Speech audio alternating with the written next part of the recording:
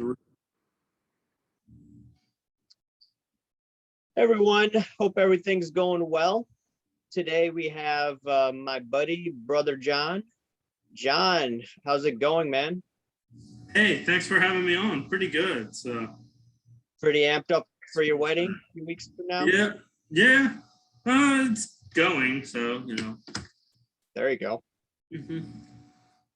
Alrighty, so you messaged me the other day. We're just talking about the MLB. We all know that the MLB has their own problems. And regards to ratings, what's going on with that, in your opinion? Yeah, I think the biggest thing is we just looked at that article 3 or 4 days ago about how MLB has taken like a historic dive in ratings, as we said. And I think this is actually a intergenerational problem with Major League Baseball that can't just be explained by, like, if you listen to a lot of people like I guess Clay Travis or others, they'll talk about wokeness in sports. And I think that plays a part of it. But I think with MLB, there's a structural problem with them. I think there's other sports too. But I mean, for MLB, part of it is like I'm a Nationals fan. This is the former Expos in my hat. And I can watch any baseball team on my streaming service except for the Nationals, the one team I want to watch. And it's not just me that can't do that. I have a friend, he moved from New York down to South Carolina. And what he told me was he's a Mets fan. And he was like, John, the best thing about moving to South Carolina is I get to watch the Mets now. In New York, I can never watch the Mets. So the MLB, a lot of, like here and a lot of areas, you have to have cable, which is fairly expensive. And a lot of millennials or Zoomers just getting into the workforce, they're not willing to pay 90 to 100 bucks a month just to watch their baseball team. And not only that, they'll have to pay the 90 to 100 bucks for 6 of the months. They're probably not going to use cable anyway. So MLB, they're basically an archaic product they're becoming. Yeah, you totally ring the bell here. And regards to my Cubbies, you can see my banner behind me. So the thing is, in Chicago, we had the games on WGN and also Comcast a few years ago. And what happened was Theo Epstein and the Chicago Cubs, they came up with the Marquee Network. And because of that, now the Cubs are saying, okay, you could go to Comcast, Xfinity to get it. But a lot of, like you said, millennials and Zoomers, we don't want to pay 12 months out of the year for a cable bill because, we're just different than the older generation. And we use or streaming services. I have to pay 70 bucks a month to see the Cubs games, and the Cubs suck now. So there's no point for me to continue to pay Fubo TV, which is the only streaming service where I can watch the Cubs games. And when I was growing up, we had WGN. I don't know if you were able to watch Cubs games on WGN when you were young, but that's how a lot of the people were able to see the Cubs, and they became a brand name throughout the US. And if you want to get young people to watch the game, who are going to be kids of the millennials and the Zoomers in the years to come, I just see it a huge problem when they're not going to be actually going to Fubo TV to get the Cubs games, or where you live, you're not able to watch the Nationals games unless if it's on Fox or ESPN as a national game. Yeah, I definitely agree. And it's not like, at first I thought it was like a local area, because right now, for those who are not in the DC area, Baltimore and DC are having a huge fight ever since the Nationals came in, because Baltimore, a lot of Nationals fans, they grew up with the O's. So, no, not many. But there are a segment, and I have a friend of mine who stayed loyal to the Orioles. And there are a good segment. I would say 30% have stayed loyal to the Orioles. But I would say by now, especially with the World Series, about 70% have switched over to the Nats. And I would say by 2016, 17, at least 60% of those. But the year the Nationals won the World Series, their regular season ratings actually declined from the year before, despite being a World Series caliber team. And one of the reasons was Bryce Harper left. But where they really hit a decline was the national ratings and ticket sales. People didn't go as much. And the reason people didn't get out to the park is because despite having a good team, there wasn't much access. It was only on cable. So a lot of people, despite having, Max Scherzer, Trey Turner, Anthony Rendon, Soto, they weren't brand names, so no one knew about them. So no one came out to the park, and they didn't have access to watching them. So no one came out. And when I hear about, you with the Cubs, the Cubs are a brand name. Like, a lot of people stuck with the Orioles for a while because they grew up with the Orioles. WGN, as you said, we have something like that in the DC area, or had. I don't know if it is now, but now a lot of people, if you didn't have cable, you could still watch the games. At least they would at least have one or two Orioles games on a week if you didn't have cable. Now, if you don't have cable, in DC it's Verizon. If you don't have Verizon, you can't watch it. So they're going to have to at least have, at least in my opinion, two types of solutions. One, those like in DC, it's Mason. They're going to have to make themselves available via streaming for those ages, or they're going to at least say, look, my solution, if they really want to do cable, is the last game of every series, make it on basic TV, the local Fox, the local NBC, local ABC, or local CBS. And so that way you can at least watch one game every series. Yeah, I think baseball needs to do a better marketing job. Trevor Bauer actually called them out, and now he's in trouble with the law, or allegedly in trouble with the law. So I guess you don't mess with the commissioner, I guess. That being said, I also believe that MLB has embraced the woke ideology, not to the extent as the NBA has, but I still see what happened with the All-Star game, where they moved the All-Star game from an African-American city, Atlanta, or where there were many businesses that were run by African-Americans, because of a political decision that was made. And they moved it to Denver, which is more of a homogenous based city. And that, in my opinion, ticked off a lot of individuals who are MLB fans that were like, hey, I don't care about politics. I just want to watch a game. Do you see it the same way as I do? Oh yeah, that's definitely another problem for, I think, a fairly recent dive, is that they got involved in politics. And when you do that, you alienate a large slew of fans, and they're going to get used to it. So, and that's the last thing you want to do, is give people motivation not to watch. I'm just going to use it from personal experience.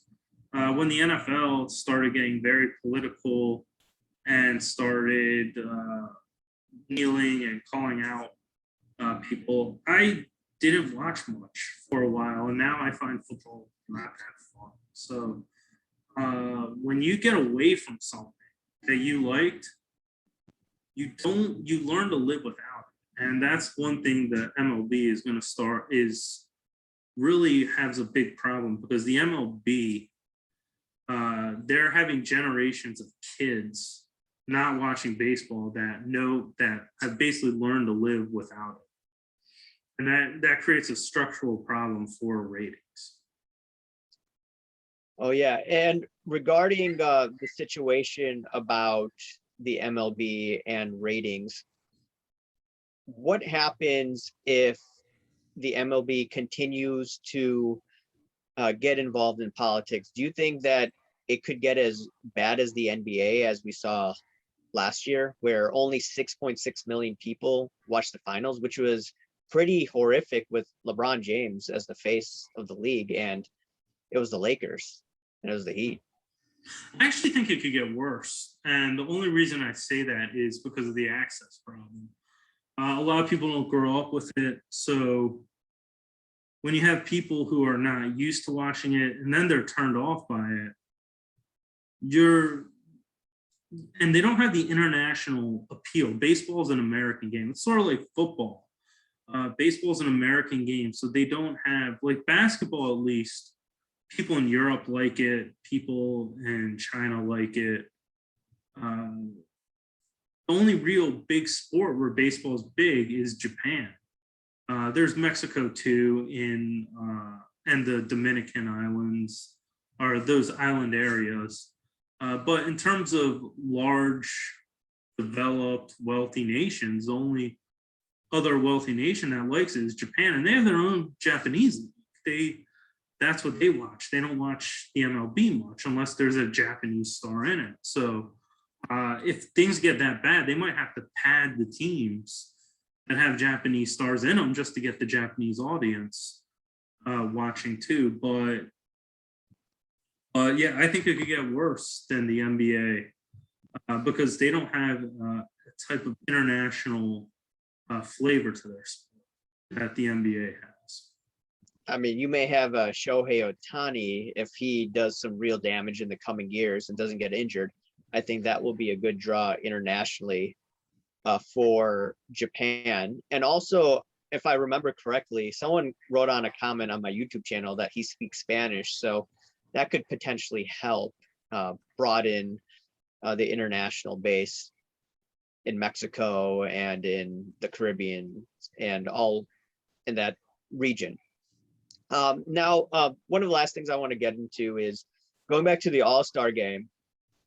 Do you think the advertisers blackballed the MLB, saying that if you don't do this, we're going to run away from you? I mean, the other part that I was thinking of is one relative told me that he believes that the MLB was blackmailed in some way, shape, or form, and that's why they decided to move the game to Denver, which sounds crazy, but our society is getting really chaotic and crazy these days. So I'm not really sure, or I wouldn't be surprised if that is the case. Yeah, I think it's very possible, and I think it probably has a say in it personally. Is it the only reason? Like one thing I learned from a political science class that I took is that a lot of people always want, like, what's the reason, the one reason? I'm just using one for visual effects. And sometimes, like, I still remember this analogy. It's like, why'd you dump your girlfriend? You know, sometimes it's just not one reason you dumped her. Sometimes, you know, there's a lot of things she did. Routines or whatnot. And, you know, you just dumped her so, I mean, I think it could be a lot of reasons. Like, one of the reasons the Redskins changed their name was FedEx told them we're going to withdraw our sponsorship rights from the stadium. The home field is for the Redskins is FedEx Field, and so the sponsorships basically everyone in DC knows that they put a gun to Snyder's head and told him change the name or else, and now they're the football team. So yeah, I'm sure this has probably happened before MLB, and did it play a role? I think it's very possible. I don't have any articles to back me up, but I'm willing, it's happened before, so why wouldn't it happen this time? And it happened very recently before. Yeah, allegedly, I have to say that carefully, the Washington football team, before when they were called the Redskins, there were some sort of accusations from my memory of sexual assaults in that arena. And right around that time, before all that news was going to come out, the Washington team, or the Washington Redskins at the time, changed their name to the Washington football team. Now, can I prove that there was some sort of blackmail going on? No, but like I said, a lot of things are fishy and pretty weird these days. Magically, they changed the name. Yeah, magically they changed the name, and magically they moved the MLB All-Star game to Denver. But yeah, but yeah, that's definitely so. I mean, yeah, the MLB, and it's great. Like if they want to do what Jordan did with basketball and internationalize it, but Jordan didn't alienate the U.S. fan base, and Michael Jordan didn't he always tried to grow the fan base, not just internationally, but domestically too. So, you can't ignore the domestic problems. And I think this has gone along for the access for a long time. And this is one thing that's really it's not just a baseball problem, it's hurting the economy, as a lot of people are not focused on the long term anymore.